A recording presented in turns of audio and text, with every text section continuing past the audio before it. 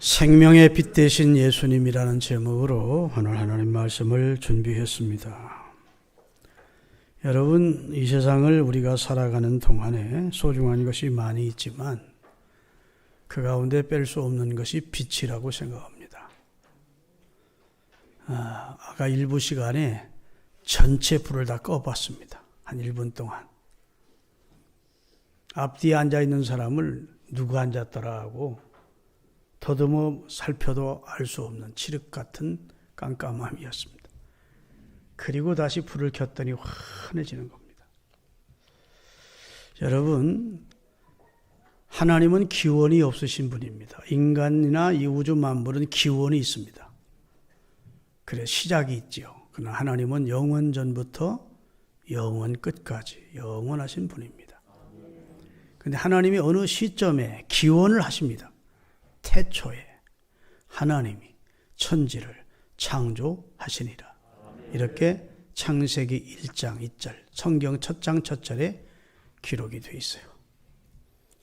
그런데 하나님이 창조하시기 전 이 세상은 땅이 혼돈하고 그 다음에 공허하며 흑암이 깊음 위에 있었다.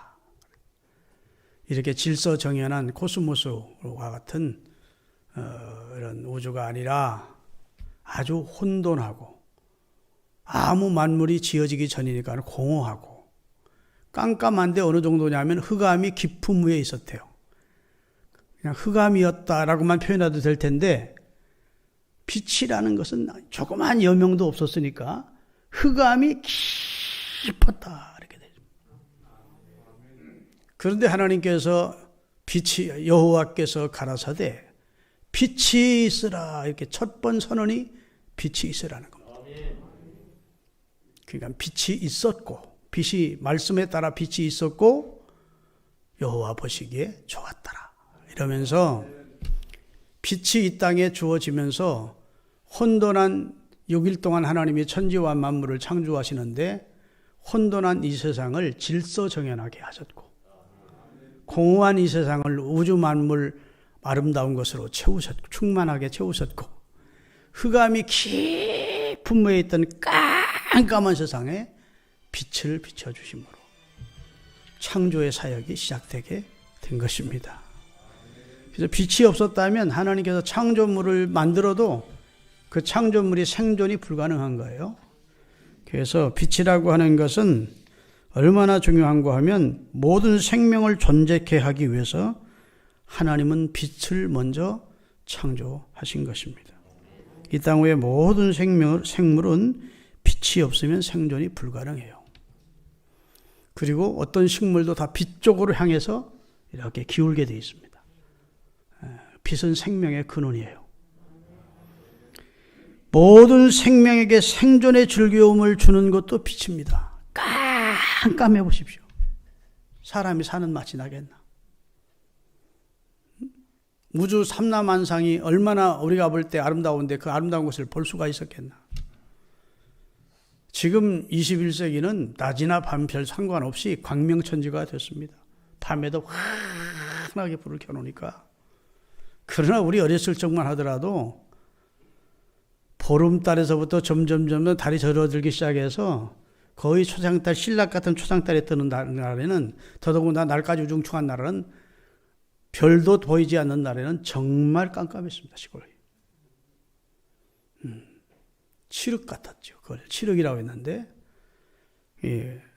그랬는데 하나님께서 먼저 빛을 창조하시면서 이 세상은 하나님이 모든 생물이 생존이 가능한 세계를 만들기 시작했고 그리고 그 생존 세계에 사는 모든 생물이나 더 나아가서 인간조차도 생의 즐거움이 있도록 만들어 빛을 먼저 지어주신 줄로 믿습니다. 그래서 하나님이 우리 인간에게 주신 선물 가운데 아주 값진 선물이 나는 빛이라고 생각합니다. 무상으로 주신 겁니다. 할렐루야. 우리는 저녁이 돼서 전기불을 켜면 대가를 지불해야 됩니다. 우리나라는 그래도 다른 나라에 비해서 보편적으로 전기세가 싼 편입니다. 전기가 희귀한 나라들은 전기세가 상당히 비싸요. 태국도 보니까 한 달에 3, 40만 원씩 선교사님이 그러는데 전기세가 나간다는 거예요. 근데 우리나라는 참 감사하게도 전기세가 하여튼 공짜 빚이 없습니다. 사람이 만들어놓은 인조빚은 다 대가를 지불해야 되는데 하나님은 저 하늘에 큰 태양을 띄워놓고 24시간 중 12시간은 사람이 눈을 붙여야 피곤을 필리니까 쉬게 하시고 그 다음에 일할 수 있도록 또 12시간은 지구 쪽으로 지구가 자전하게 해서 우리에게 낮과 밤을 주셨다고요. 참, 하나님의 창조가 신비롭습니다. 나는 과학이라고 하는 것이 진짜 무식한 소리라고 봐요. 특별히 창조에 대한 내용은 이 세상이 우연히 생겼대. 여러분 이게 잔이 우연히 생길 수 있습니까? 여기 있는 물이 우연히 생길 수 있습니까? 누가 다른 자가 있고 만든 자가 있으니까 이게 과학 아닙니까? 아니 우주 삼라만상이 얼마나 정교하고 얼마나 기기묘묘하고 얼마나 정확한데 이게 우연이라고 할 수 있느냐고요. 그래서 천문과학자들이든지 물리과학자들이든지 의사들이 예수 믿는 사람이 프로테이지가 일반인보다 훨씬 높습니다. 연구를 해보니까 이 물리학을 연구해봐도 보이지 않는 힘이 있다는 겁니다. 힘, 에너지. 천문학을 연구해보니까 이게 절대로 그냥 자전공전할 수가 없는데 이게 어떤 절대 존재가 있다는 것입니다. 그런데 그 사람들이 성경을 통해서 그분이 창조주 여호와구나. 사람의 인체를 연구하는 의사들도 보면 이렇게 기기묘한 인체 구조와 인체를 어떻게 우연히 그냥 핵산덩어리가 우연히 존재하다가 만들어졌겠나. 있을 수 없다. 그거야말로 비과학적이다. 창조과학을 그래서 믿는 겁니다. 전능하신 하나님이 창조하신 피조물이라는 사실을. 그런데 그 하나님은 얼마나 크고 광대한지 우리와는 비교도 안 되는 전능자이기 때문에 우리 머리로 우리 이 지식으로는 다 헤아릴 수가 없기 때문일 뿐이지 하여튼 여호와는 대단하신 성삼위 하나님은 대단하신 존재라는 사실에는 긍정하지 않을 수가 없는 것이죠. 그런데 오늘 본문은 요한복음이 시작되는 요한복음 1장을 읽었습니다. 마틴 루터는 말하기를 성경 64권 가운데 64권이 없어져도 요한복음과 로마서만 존재한다면 이 두 권만 지상에 남아있다고 하면 기독교의 복음이 보존된다. 인류 구원 성업이 차질 없이 완성될 수 있다 했다고요. 그만큼 요한복음은 귀한 내용입니다. 예수님의 제자 가운데 가장 젊었던 제자가 요한이고 가장 늦게까지 생존하면서 90여 세까지 생존하면서 하나님의 교회에 복음의 말씀을 전하고 자기가 만나고 체험한 예수님을 전한 자가 요한입니다. 그 요한이 요한 1서, 2서, 3서 요한복음 성경 4권을 기록했는데 요한복음은 내가 예수님을 만진 바요, 본 바요. 할렐루야. 눈으로 본 바요, 만진 바요, 손으로 느낀 바요. 함께 누워 자기도 하고 함께 먹기도 하고 그랬던 분이다. 그런데 그분은 그분의 영광을 보니 하나님의 독생자의 영광이 그분 속에 있더라. 은혜와 진리가 그분에게는 충만하더라. 그러면서 그분이 누구인지를 오늘 본문은 말씀해 주고 있는 거예요. 여러분 사람을 가까이 해보면 조금 실망하는 경우가 많습니다.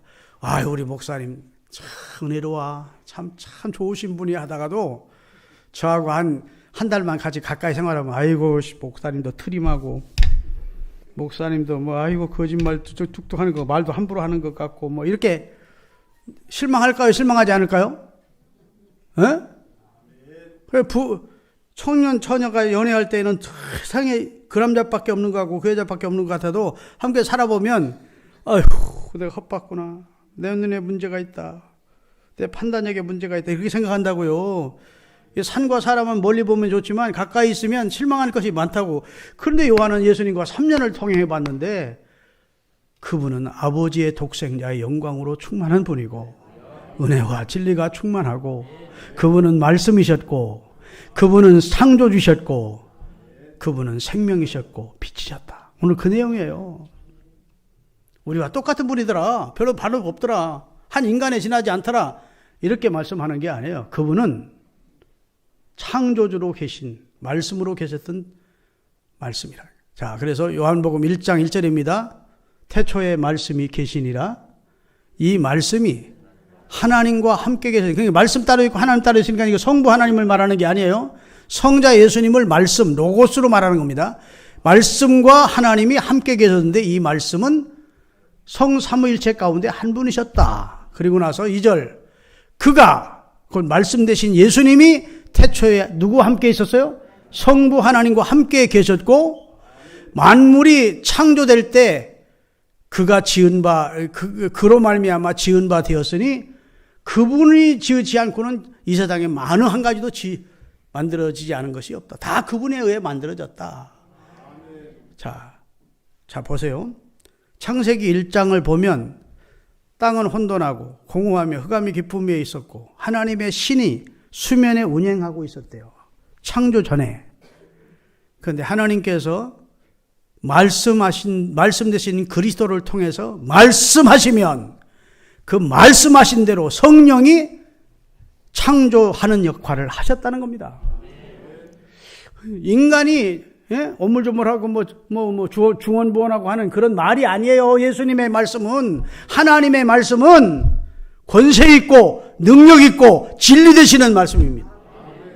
빛이 있으라 했는데 빛이 안 생겨서 그런 공언을 하시는 분이, 허언을 하시는 분이 아니라는 거예요.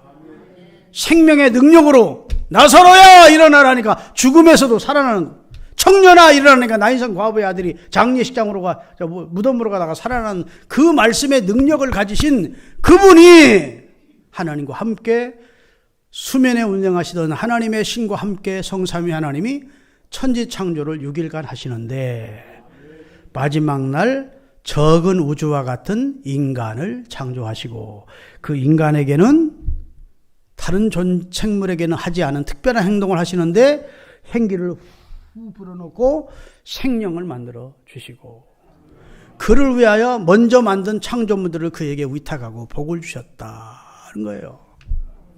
이 엄밀한 의미에서 하나님이 처음 창조하실 때 대우주와 소우주를 창조하신 겁니다. 대우주는 우주 만물을 말하는 것이고 소우주는 인간을 소우주로 창조하신 거예요. 그래서 한의학을 하는 분들은 인간이 신비롭게도 우주 만물의 모든 음양의 이치와 오행의 이치가 똑같다는 겁니다. 그건 아멘 안 하더라도 고개를 끄덕여 보십시오. 한의사들 얘기하면 그 사람들이 얘기하는 거 보면 이 우주 만물 속에 있는 모든 생성 과정이 이 사람의 인체 속에 있대요. 근데 성경은 이미 말씀하셨다고요. 인간은 작은 소우주입니다. 하나님이 이 속에 당신의 영을 불어넣어서 사람이 하나님의 특별한 하나님과 교제가 가는 생명으로 지었는데 그냥 지은 지 얼마 안 돼서 하나님을 실망시키고 범죄해서 그 영혼이 죽었다고요. 기능을 상실했어요. 선악과를 먹는 날 정령 죽으려 했는데 그날 선악과를 먹는 날 선악과가 독극물이 돼서 육체가 죽었나요? 육체는 안 죽었나요? 육체는 몇백 년 더 살았지. 그냥 영이 죽은 겁니다. 그런데 하나님이 이 세상에 다시 모든 죽은 인류의 영혼을 살리기 위해서 말씀과 창조주와 생명의 빛 대신 그리스도를 보내겠다고 약속을 하신 것이 구약성경이고 때가 되어 그 참 생명의 빛 대신 그리스도를 보내셨다는 거예요. 요즘 아침 7시 한 20분에 찬란한 여명이라고 하는 우리나라 구한말 시대에 조선 왕조 마지막 그 내용이 나와요. 근데 제목 자체가 찬란한 여명이야. 대원군이라고 하는 사람이 아들 고종을 왕으로 세우고 섭정을 하면서 척화비를 세워놓고 쇄국천색을 펴는 겁니다. 모든 외국의 문물을 다 막는 거예요. 우리는 우리 식으로 살겠다는 거예요. 그리고 천국, 그 나라 천국인 중국은 천국만 4대 정신으로 천국만 섬기고 그 외에는 다 문을 닫아버린 겁니다. 다른 나라들은 이미 서양의 문물들을 받아들이고 문명화되어 있었다고요. 천국도 많이 문명화되어 있었고 일본은 많이 문명화되어 있었다고요. 우리나라 훨씬 앞질러 가고 있다. 우리나라가 일본을 무시하고 있을 때 일본은 이미 미국의 문물들과 서양 문물들을 받아들여서 엄청나게 개화되어 있었다고요. 천국도 개화되어 가고 있었다고요. 미국에서 미리언이라고 하는 미국에서 그 당시 문을 열고 통상하자는 겁니다. 경제도 같이 하고 서로 상호 보호하자고요. 프랑스 쪽에서도 영국 쪽에서도 일본 쪽에서도 천국 쪽에서도 우리한테 통상을 하자는 거야. 그런데 대원군이 까다롭고 안 된다는 거야. 4대주의죠. 중국만 우리 상국이고 그 외에는 우리끼리 산다. 그 다음에 양반과 상놈의 계열이 없어지면 이건 무법사회다. 지금 양반 상놈 있어요, 없어요? 이런 문명한 사회를 만들어야 되는데, 그러니 일찍 서양의 문물을 알게 된 사람들이 역관들을 통해서 통역하는 사람들은 외국을 많이 다니니까 서양의 문물, 개화된 서양의 문물들을 아는 사람들이 이건 우리나라가 지금 자꾸 뒤처지고 있으니까 개화당이라고 하는, 당은 아니지만 하여튼 그 사람들 젊은이들이 모여드는데 그 가운데는 뭐 박영엽, 김옥균 뭐 이런 수많은 홍명식 이런 사람들이 모여드는 것이죠. 모여들어서 우리나라도 문을 열자. 그러니까 뭐 난리가 난 것이죠.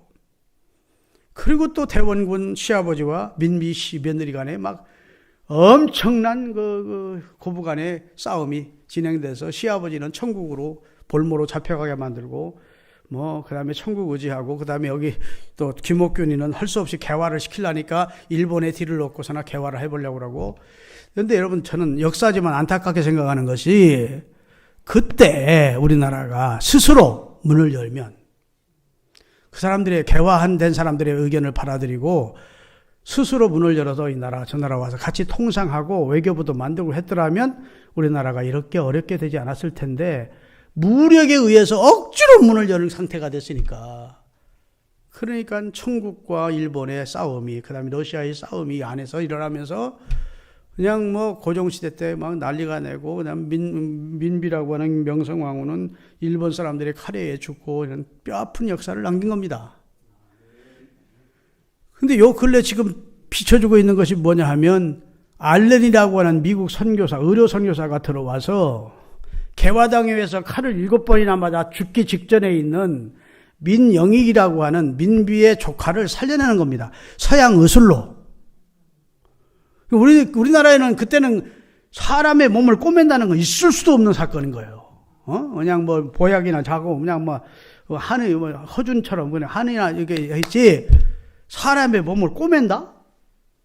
근데 서양 의사 알렌 선교사가 의료 선교사가 다 죽어가는 민영익을 수술해서 살려내는 거예요. 그리고 이제 은인이 된 겁니다, 민영익에. 그래서 고종을 찾아가서 소원이 뭐냐 했더니 병원 하나 지어주십시오 한 거예요. 그래서 광해원이라는 병원이 생기고 그것을 나중에 제중원으로 바꾸고 지금의 세브란스 병원의 모체가 되는 병원이 알렌 선지자로 생기게 됩니다.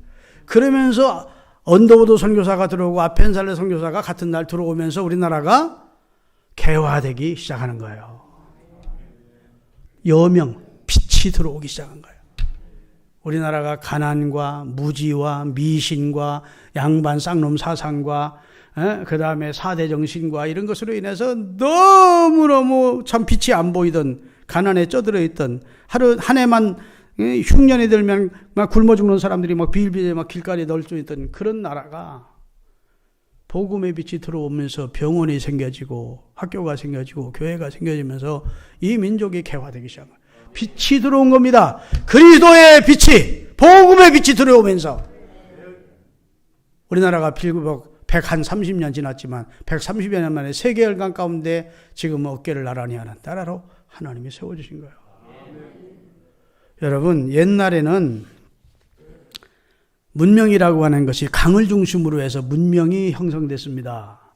중국의 황하강 유역을 통해서 혹은 이집트의 나일강 유역을 통해서 혹은 이란 쪽에 있는 중동의 유프라테스 강 유역을 통해서 뭐 이러면서 하여튼 강을 중심으로 해서 문명이 형성됐다고요. 그리고 제국들이 세워졌습니다. 그런데 그리스도께서 오신 이후부터는 그런 나라들은 후진 국가가 되고 그리스도의 복음이 들어가는 나라, 빨리 예수님의 복음을 받아들이고 교회가 세워지는 나라들이 세계 선진국가가 되는 거예요. 앵글로 섹슨족이라고 하는 아주 그냥 해적 국가, 그 다음에 아리안족, 게르만족 이런 나라들이 세계 지성의 나라가 되고 세계 신사의 나라가 되고 세계 인권의 나라가 되고 민주국가가 되고 그러면서 세계 열강 가운데 다 뛰어난 나라가 된 겁니다. 그래서 역사가 토인비는 말하기를 사도 바울이 타고 간 복음을 가지고 타고 간 배가 세계 문명을 주도했다는 겁니다. 사도 바울이 가지고 간 복음이 세계의 빛을 어두웠던 세계의 빛을 비춰주기 시작했다는 거예요. 세계 문명을 싣고 간 것이 사도 바울의 복음이었다는 겁니다. 세계의 역사를 놓고 보니까 복음이 곧 빛이었어요. 그리스도가 곧 빛이시라는 겁니다. 그리스도가 돌아가면 우상과 미신이 깨지는 것이고 무지가 타파되는 것이고 할렐루야. 어리석은 인간의 그 행동이 다 우리가 잘못되었구나 잘못 살았구나 깨닫고 광명한 그리스도의 빛 앞에 나와서 빛 대신 그리스도를 주로 영접하고 그 빛을 통해서 우리를 구원하신 하나님을 예배하고 그 광명하게 깨우침을 입은 사람들이 학교를 세우고 병원을 세우고 과학을 발전시키고 할렐루야 물건을 발전시키고 그래서 세계가 산업화 혁명을 이루게 된 거예요. 믿습니까? 아니 목사님 그건 기독교 입장에서 보면 아니야. 이건 기독교인 아니라도 적어도 공부 좀 했다는 사람들은 기독교가 얼마나 선각적인 인류 문명의 빛을 가져다 준 것을 그들도 인정하지 않을 수가 없는 거예요. 그런데 요한이 요한복음을 쓰고 나서 마지막에 내가 왜 요한복음을 기록했느냐 이유를 설명합니다. 자, 요한복음 20장 31절이에요. 앞에 뜰 겁니다. 천천히 읽어봅시다. 오직 이 요한복음을 기록하면 너희로 예수께서 하나님의 아들 그리스도이심을 믿게 하려 함이요. 자, 예수가 누구라는 사실을 하나님의 아들이고 구원자라는 그리스도는 구원자란 말이에요. 구원자라는 사실을 믿게 하려 함이요. 그 왜 믿어야 되냐? 믿고 그 이름을 힘입어 영생 곧 생명을 얻게 하려 합니다. 요한복음을 기록한 것은 요한이 글 자랑하려고 기록한 것이 아니고 다른 목적으로 기록한 것이 아니라 이 요한복음을 읽는 사람마다 예수께서 하나님의 아들 되심과 인류의 구원자 되심을 믿어서 그 믿는 사람이 영생, 그 생명을 얻게 하기 위해서 내가 이 글을 기록했다라고 하면서 1장에 선언하며 그분 태초에 말씀이 계셨는데 그분은 예수지. 그 예수님은 말씀이시고 창조주시고 생명이시고 빛이다. 이렇게 말씀을 하시고 있는 거예요. 그래서 세례 요한이라는 사람이 났는데 그분은 빛이 아니고 자기는 빛이 아니고 빛에 대하여 증언하러 온 자이다. 그리고 빛으로 오신 분이 계셨다. 그분이 누구라고요? 하나님의 아들 예수셨다. 그런데 그 빛을 영접하고 그 이름을 믿으면 하나님의 자녀가 되고 요한복음 3장 16절에 보면 멸망치 않고 영생을 얻게 해 주셨다. 아멘. 만약 어두운 가운데 그대로 살면서 빛 대신 그리스도를 거부하고 거절하고 믿지 않으면 하나님의 진노의 심판, 말씀하신 율법대로 진노의 심판으로 멸망을 당하게 된다. 선택하라는 것이 요한복음의 내용이에요. 할렐루야.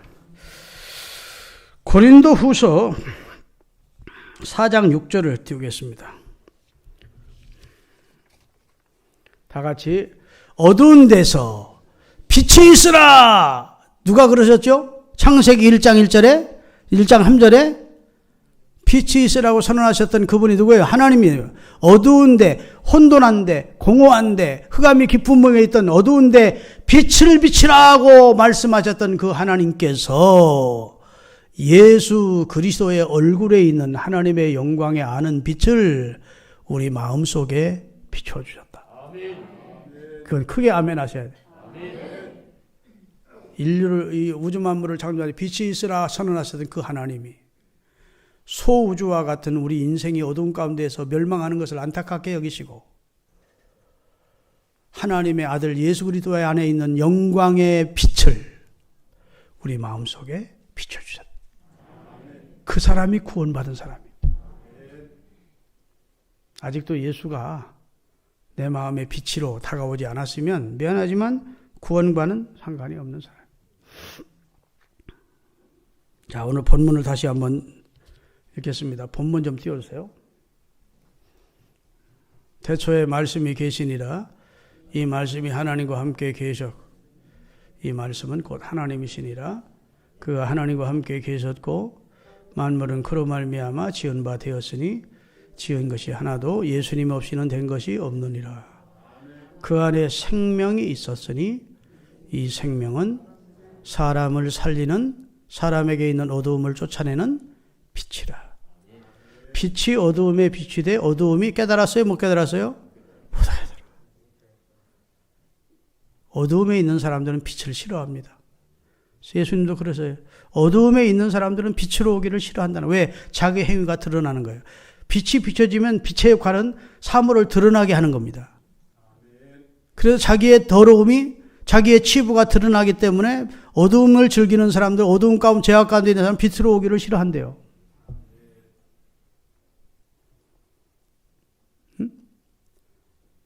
여러분, 죄인이 많은 곳에, 직장에서 몇 사람들이 늘 부정으로 뭘 해먹어. 지들끼리 나눠먹어.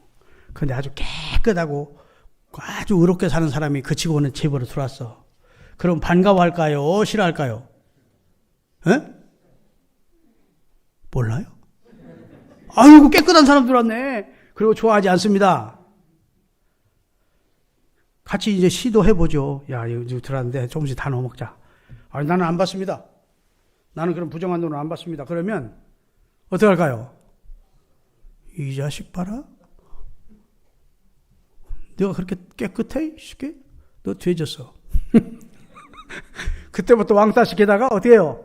네, 쫓아버려요. 어떤 누명을 쏘든지 그 사람에게서 쫓아버립니다. 우리가 의롭게 살면 세상이 박수하고 갈채해 줄 것 같지만 어두운 세상은 절대로 빛된 사람, 의로운 사람, 바르게 살고자 하는 사람은 환영하지 않습니다. 예수님은 빛으로 이 세상에 오셨어요. 그런데 당시 바리새인도 서기관도 종교일 뿐이지 진짜 어두움 가운데 사는 사람들. 예수님 볼 때는 다 어두움이 가득 같은 사람들이야. 그래서 그걸 지적했습니다. 화 있을진저 외식하는 서기관과 바리새인들이 했더니 이게 싫은 거예요. 바리새인들은. 씨가 말이야 하나님의 아들이라고 웃기고 있네. 넌 얼마나 깨끗해. 그런 식으로 하더라고요. 결국은 영접지도 아니하고 십자가 매달아 죽이는 거예요. 여러분, 제가요, 우리 교회 개척 초기에 여기 남양주 세무서에 신우회가 있었어요. 신우회. 예수 믿는 사람들이 모여서 목요일 날 예배를 드려요. 하루 일과를 마친 다음에. 그런데 우리 막내 여동생이 거기 세무서 직원이었어요. 그래, 오빠, 언제 그 여동생 큰오빠가 목사라는 걸 알게 되고, 그 강과장이라는 분이, 목사님 모시다가, 김연난 씨 오빠 모시다가 우리 성경 배우자, 예배 드리자. 그래서 나를 초청했었는데 가서 거기서 한 6개월 했나? 거기 신우회 예배를 인도한 적이 있어요. 그런데 강과장이라는 분이 얼마나 성령 충만한데 얼굴은 막 새카만해. 깜둥이 같이. 근데 막 기쁨이 충만하고 막 감격이 충만하고 그래요. 이 사람이 어떤 사람인가 했더니 교회 교자도 싫어하고 십자가 보면 막 넌덜머리 나게 싫어했던 사람이래. 자기가 나한테 얘기를 하는 겁니다. 하루는 식사하면서. 거기가 빙그레가 있고 주식회사 빙그레가 있고 그 유명한 기업들이 많대요. 그 세무서원들 잘 보여야 세금 적게 내니까 하여튼 강 과장님 나와라, 뭐 차장 나와라 해가지고 저녁이면 눈사람 가서 뭐 술 먹이고 뭐 뇌물 주고 여자 넣어주고. 세무서에 돈 받으면 혼자 먹지 않더만. 혼자 먹으면 큰일 난대.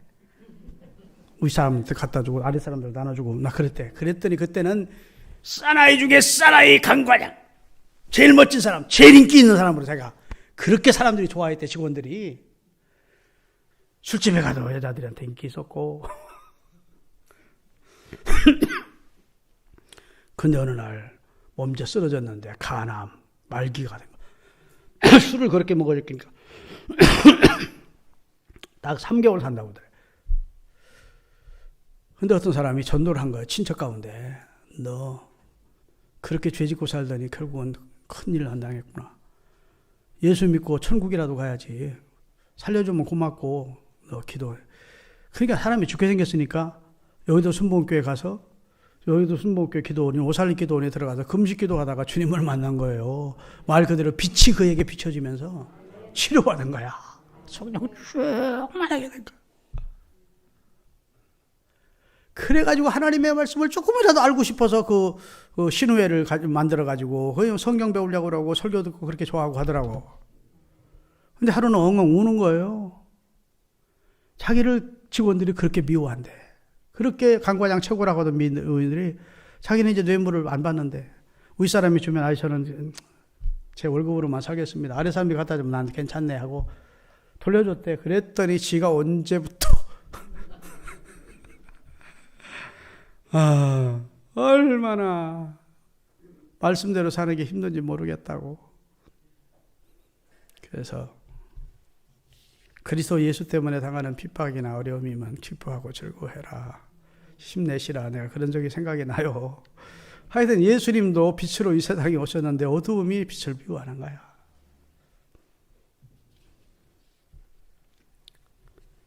여러분 깜깜하면요. 그리고 칙칙하면 무엇이 제일 많이 다니는지 아세요? 바퀴벌레, 쥐새끼들. 그러다가 불이 확 켜지면 어떡합니까? 쇳산같이 어두움만 물러가는 게 아니고 거기에 기생하던 바퀴벌레도 막 쥐새끼도 막 들어가는 거야. 이 세상 영적으로 보면 똑같습니다. 그리스도께 빛 대신 그리스도께서 심판주로 오실 때 사람들이 죄 가운데 사는 산하 내 위에 무너져 달라고 바위야 내를 덮쳐 달라고 피할 곳을 찾지 못해서 두려움 속에 떨게 될 것이라고 성경은 말씀하고 있어요. 여러분과 제가 예수 그리스도를 주로 영접해서 하나님의 자녀되는 권세를 입었다는 자체가 이게 얼마나 큰 축복인지를 알아야 돼요. 근데 여러분이 착각하지 말아야 돼. 나는 이제 예수님을 주로 영접했으니까 내 속의 어두움을 다 내가 내쫓아야지. 자기 속에는 어두움, 빛이 없는데 내 스스로 도덕적으로 생각하고 윤리적으로 생각하니까 아직 예수님을 확실히 영접하고 빛이 오지 않은 상태에서 하나님의 말씀대로 살아야지 하고 내 속에 있는 어두움을 내가 쫓아내보겠다고 애를 쓸수록 여러분은 낙심하게 돼. 그게 안 고쳐져.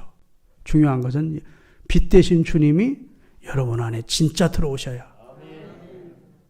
여러분 개인적으로 인격적으로 주님을 여러분의 구주로 영접하는 자, 곧 그 이름을 믿는 자들에게 하나님의 자녀가 되는 권세가 주어지고 그동안 그렇게 즐겨하던 옛 더러운 옛 습관이나 죄악이 끊어지는 거예요. 빛이 있으니까 쫓겨가는 거예요. 빛 어두움이. 그런데 이걸 내 힘으로 해보려니까 사람들이 신앙생활하면서 지치는 겁니다. 아이고 안 되대. 여러분 주님을 구하십시오. 예수로 충만하십시오. 예수님이 빛 대신 예수님이 생명 대신 예수님이 여러분 속에 충만하면 여러분이 굳이 죄된 생활 안 하게 해줘서 이렇게 막 애원하지 않아도 그런 게 싫어져. 세상이 분토같이 느껴지고 예전에 좋던 거 이제는 값없이 느껴지고 예수님이 좋아지고 할렐루야. 주님 뜻대로 사는 게 그렇게 행복하고 기쁘고 잠깐이라도 죄된 생각을 하거나 죄된 삶을 살면 그렇게 마음이 불안하고 안 좋고 행불행하고 그런 사람으로 하나님이 바꿔주신다고. 하나님이 하시는 일이에요. 믿습니까? 참빛 다 우리 한번 9절을 읽겠습니다. 9절 본문 9절. 참빛 세상에 와서 각 사람에게 비치는 빛이 있었나니 그가 세상에 계셨으며 세상은 그로 말미암아 지은 바 되었는데 세상이 그를 알지 못하였고 자기 땅에 오며 자기 백성이 영접지 아니했어. 야 보세요. 참 빛으로 이 세상에 오신 분이 계세요. 여러분 인간이 인간을 구원할 수 있습니까? 예수님이 위대한 종교가다. 위대한 사랑을 가진 휴머니스트다. 위대한 선생님이다. 위대한 의사다, 뭐 서대 성인이다, 노예요. 거기서 끝나는 게 아니에요. 그러면 그분은 우리의 구원자가 될 수 없어요. 아멘. 왜 요한복음을 기록했느냐? 예수 그리스도께서 하나님의 아들이신과 그리스도라는 사실을 믿게 하려고 기록했대. 우리와 똑같은 한 인간인데 특출난 인간이었다? 아니라는 거예요. 할렐루야. 우리 인간을 초월하시는 분이어야 돼요. 인간이 인간을 구원 못해요. 죄인이 죄인을 어떻게 구원해? 초월적인 인간보다는 뛰어난 존재해야 되는데 그분이 하나님이 보내신 예수님이에요. 믿습니까? 반대로 또 하나는 인간이어야 돼. 약간 인간이면 안 된다며요. 인간이 되어야 인간과 하나님 사이의 중보자가 될 수 있어. 그래서 그는 근본 하나님과 동등된 분인데 빌립보 2장에 자기를 비워 종의 육체를 일부러 입으시고 죽기까지 하나님의 뜻에 복종했어. 동등된 하나님과 동등된 분인데 인류 구원을 위해 자기를 비워 종의 형체를 입고 이 세상에 오셨고 자기를 비워 죽기까지 충성했어. 그리고 인류를 구원해냈어요. 제가 언젠가 비유를 들었습니다만 개미 한 마리가 있다 하십시다. 개미가 좀 다리를 다쳤든지 다쳤다 하십시다. 그런데 개미를 내가 굉장히 사랑한다 하십시다. 개미를 어떻게 보호해주고 좀 안전한 곳에 데려가서 좀 먹을 것도 주고 좀 고쳐주고 싶은데 개미한테 야 개미야 내가 너를 사랑한다. 내가 너를 고쳐주고 내 안전한 집으로 내가 좀 더 데려다 줄 테니까 나를 믿고 안전한 집으로 가자. 그러면 개미가 알아들어요? 못 알아들어요? 이 어떤 괴물 같은 놈이 나타나가지고 콧바람 쿵 이고 입으로 쿵 입냄새 풍겨가면서 뭐라고 얘기하니까 막 개미는 무서워서 막 도망갈 거예요. 그렇죠? 인간이 죄인이야. 이거 상처가 치료가 불가능한 본질상 진노의 자녀이고 허물과제로 죽어가는 죄인이야. 하나님 인간을 사랑해. 근데 하나님이 아무리 사랑한다도 인간이 알아듣지를 못해. 그러니까 하나님이 인간을 입으신 겁니다. 예수님처럼 인간처럼 되셔서 인간의 몸을 입고 오셔서 인간의 언어로 하나님을 알려주신 거예요. 내 아버지는 나와 아버지는 하나야. 아버지는 너를 사랑해. 너희를 위해서 내가 너희의 짓을 처소를 예비해 놓았다. 너희 죄를 내가 담당해 줄게. 너 치료해 줄게. 아멘. 그 사실을 영접하라는, 그 사실을 믿고 받아들이라는 겁니다. 그러면 그것 때문에 너는 하나님의 아들, 딸이 되는 축복과 권세가 주어진대. 그것도 못하면 할 수 없는 거지. 많은 사람들이 예수가 위대한 한 인간임을 인정을 합니다. 그러나 그게 아니에요. 예수님은 하나님의 아들이시고 인류의 구원자로 이 세상에 와서, 그래서 베드로도 주는 그리스도시요 살아계신 하나님의 아들입니다라고 정확히 고백했을 때 천국 열쇠가 네게 주어졌다. 그 빛으로 이 세상에 오신 예수님을, 생명으로 이 세상에 오신 예수님을 여러분이 막 마음의 문을 활짝 열고, 요한계시록 3장 20절에 볼지어다 내가 문 밖에서 문을, 네 마음의 문을 두드리노니 네가 문을 열면 내가 네게로 들어가서 나는 너로 더불어 먹고 너는 나로 더불어 먹으리라. 아멘. 여러분, 어떤 사람이 우리 집을 문을 두드리면 분명 열어주는 사람이 있어요? 아니면 누구세요? 하고 물어봐. 누구세요? 하지.